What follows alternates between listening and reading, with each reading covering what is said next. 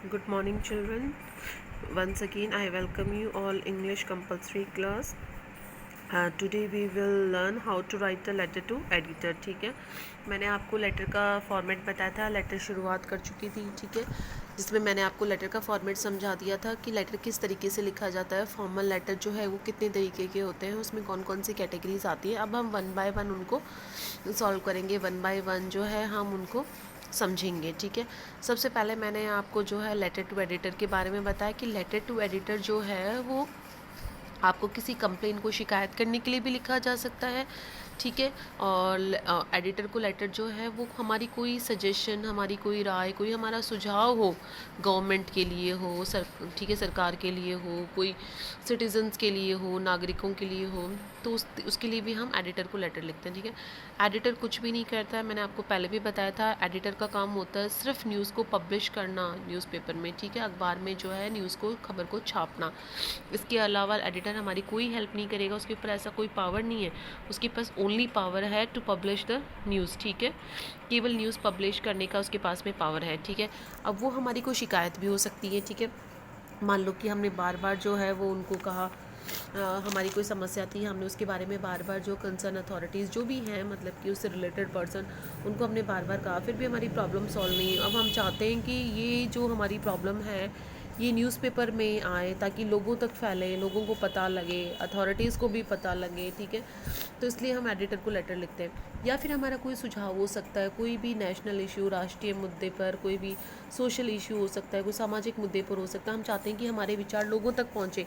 तो ऐसे तो लोगों तक पहुँचेंगे नहीं, वो किसके ज़रिए पहुँचेंगे, न्यूज़पेपर के, क्योंकि न्यूज़पेपर सभी पढ़ते हैं. ठीक है, और मैंने आपको बताया था कि एडिटर जो होता है वो कहाँ का होता है, न्यूज़पेपर का होता है. ठीक है, अब इसका फॉर्मेट बिल्कुल सेम वैसे ही है जैसे कि फॉर्मल लेटर्स का सारा होता है. ठीक है, क्योंकि फॉर्मल लेटर का मैं आपको जो है फॉर्मेट समझा चुकी हूँ, फिर भी एक बार आपको बता देती हूँ. मैंने आपको बताया तो सबसे पहले हमें सेंडर्स एड्रेस लिखना है. सेंडर एड्रेस सेंडर कौन होता है, लेटर लिखने वाला, भेजने वाला. ठीक है, जो लेटर लिख रहा है, मतलब आप, हम लेटर लिख रहे हैं तो हम यहाँ पर सेंडर होंगे.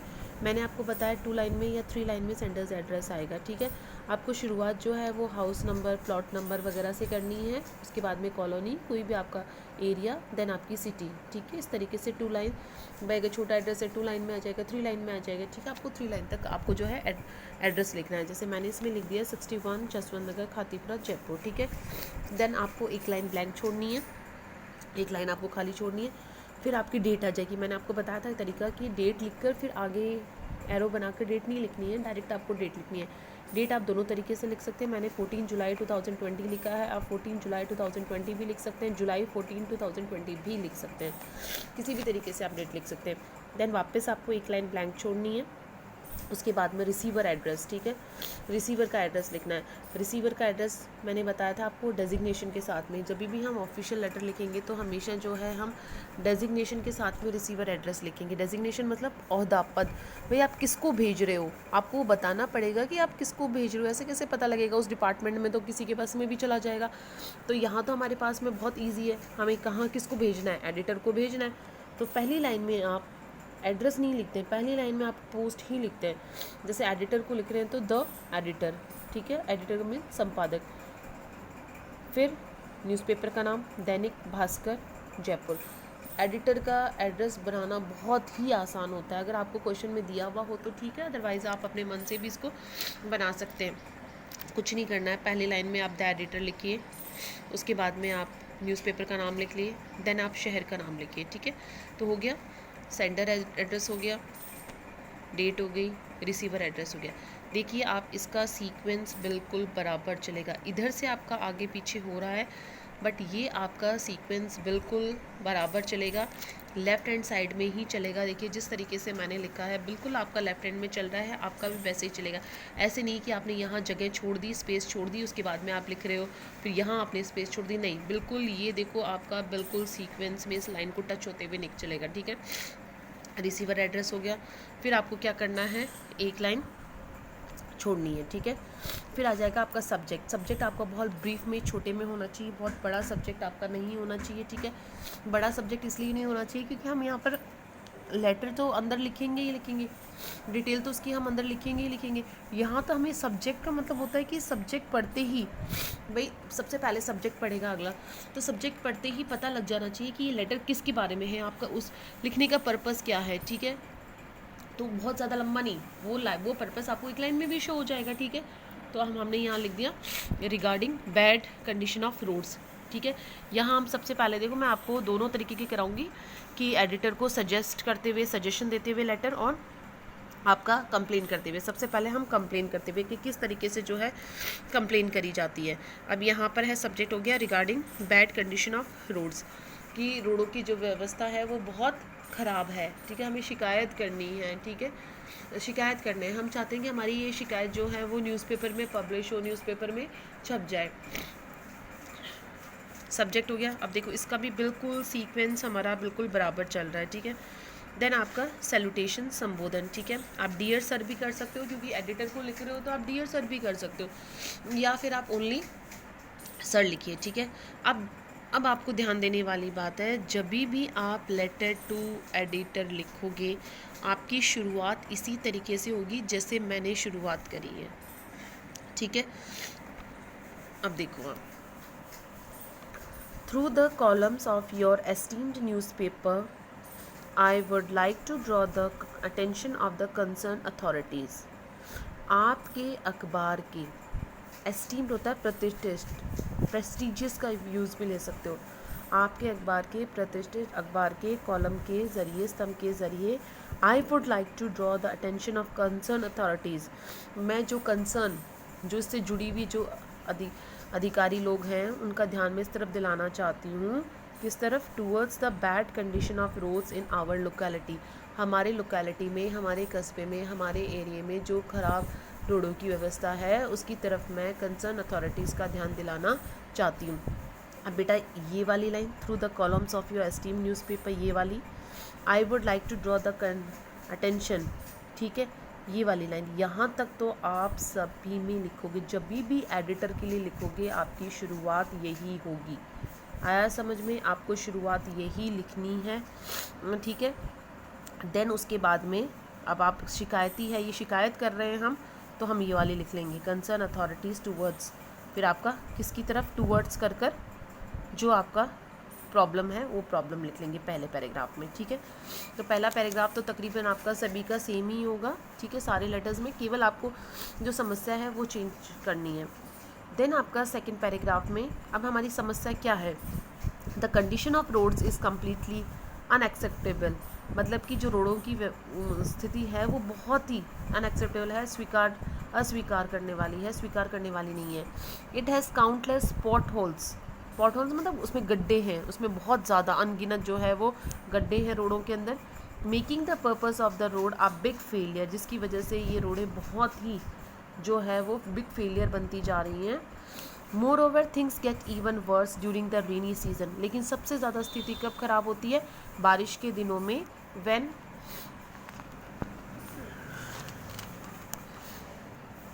when potholes are not visible due to the poor drainage system. अब क्या होता है कि जब बारिश के दिनों में ये गड्ढे क्या होते हैं, पानी से भर जाते हैं, जिसकी वजह से ये गड्ढे नज़र नहीं आते हैं। क्यों नज़र नहीं आते हैं, क्योंकि यहाँ पर नालियों की, ड्रेनेज सिस्टम जो नालियों की व्यवस्था वगैरह है वो ठीक नहीं है, तो पानी जो है वो रोडों पर ही रहता है, जिसकी वजह से ये गड्ढे वगैरह जो है वो दिखाई नहीं देते हैं। And the area becomes heavy accident prone, और जिसकी वजह से ये एरिया में बहुत ज़्यादा एक्सीडेंट होने लग जाते हैं। The residents and road users are facing a lot of inconvenience due to the pathetic condition of road, कि एक तो यहाँ के निवासी और जो भी रोड को यूज़ करते हैं वो बहुत ज़्यादा जो है असुविधा का सामना कर रहे हैं, किसकी वजह से, इस रोडों की जो स्थिति है वो बहुत ही दयनीय है, इस वजह से। समस्या आ गई, 3 पैराग्राफ में डिवाइड करना है। फर्स्ट पैराग्राफ में आपका आ गया, ठीक है, एक तरीके से परिचय करना, ठीक है, इंट्रोडक्शन। सेकंड में आपकी जो प्रॉब्लम है, आप अगले को क्या कहना चाहते हो, ठीक है, ये पैराग्राफ आ गया। देन पैराग्राफ आपको चेंज करना है। थर्ड पैराग्राफ में आपको बताना है आप अगले से क्या चाहते हो, आपने क्यों लेटर लिखा है, अगला क्या करेगा, रिक्वेस्ट करना। मीन्स थर्ड पैराग्राफ में जो आपका क्लोजिंग पैराग्राफ में है, इसमें हम रिक्वेस्ट करेंगे कि अब हम अगले से क्या चाहते हैं। It would be good if you publish this in your newspaper. ये बहुत ही अच्छा होगा अगर ये सब आप अपने अखबार में छापें, सो डैट कंसर्न अथॉरिटीज़ में टेक प्रॉपर एक्शन, ठीक है, ताकि जो भी कंसर्न अथॉरिटीज़ है इससे जुड़े हुए जो लोग हैं वो प्रॉपर एक्शन ले सकें। And some measures will be adopted to improve the condition of roads, और कुछ कदम उठाएं रोड की स्थिति सुधारने के लिए। आ गया समझ में? देन आप क्लोजिंग करोगे, एक लाइन छोड़ देना, थैंक यू। उसी लाइन में देखो, जिस लाइन में हमारा पहले वो चला था एड्रेस वगैरह, उसी में लेफ्ट हैंड साइड में थैंक यू, योर्स फेथफुली और आपका नाम। आया समझ में? 3 पैराग्राफ में अगर आपने एड्रेस लिख लिया, डेट लिख ली, रिसीवर एड्रेस सही लिख लिया, सब्जेक्ट लिख लिया, सर लिख लिया, ठीक है, और आपने थैंक यू योर्स फेथफुली लिया, ये फॉर्मेट लिख लिया, इतना भी आप करते हो तो 7 में से आपको 3.5 मार्क्स मिलते हैं, ठीक है। रिमेनिंग आपके 3.5 होते हैं आपके बॉडी ऑफ द लेटर के, जिसमें से आपको कुछ नहीं करना है। मैं आपको बता रही हूँ जो लेटर्स हैं उसमें आपकी शुरुआत करने का तरीका सेम रहेगा। एंड में मान लो कि मैंने तो इस तरीके से लिखा है, आप इस तरीके से भी लिख सकते हो। जैसे इसमें तो आपकी सेकंड पैराग्राफ में तो आपको जो समस्या है वो बतानी है। थर्ड पैराग्राफ में आप ये भी कह सकते हो कि so kindly publish this news in your newspaper. बहुत ईजी वे में हो जाएगा, ये मैं 11th में भी बता चुकी हूँ आप लोगों को, ठीक है, कि फर्स्ट पैराग्राफ में तो इसी तरीके से जैसे मैंने बताया शुरुआत कर दो, सेकंड में आप अपनी समस्या बता दो, थर्ड में बता दो कि so kindly publish this news in your newspaper, ताकि बहुत इजी हो जाएगा। फिर सभी जितने भी लेटर्स होंगे हमें यही लाइन यूज़ कर सकते हैं हम, ठीक है।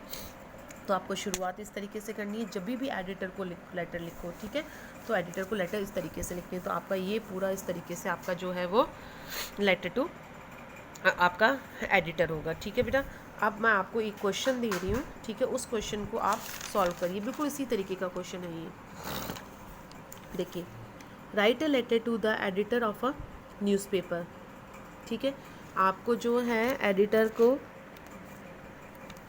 न्यूज़पेपर के एडिटर को लेटर लिखना है about the frequent breakdown of the water supply in your locality.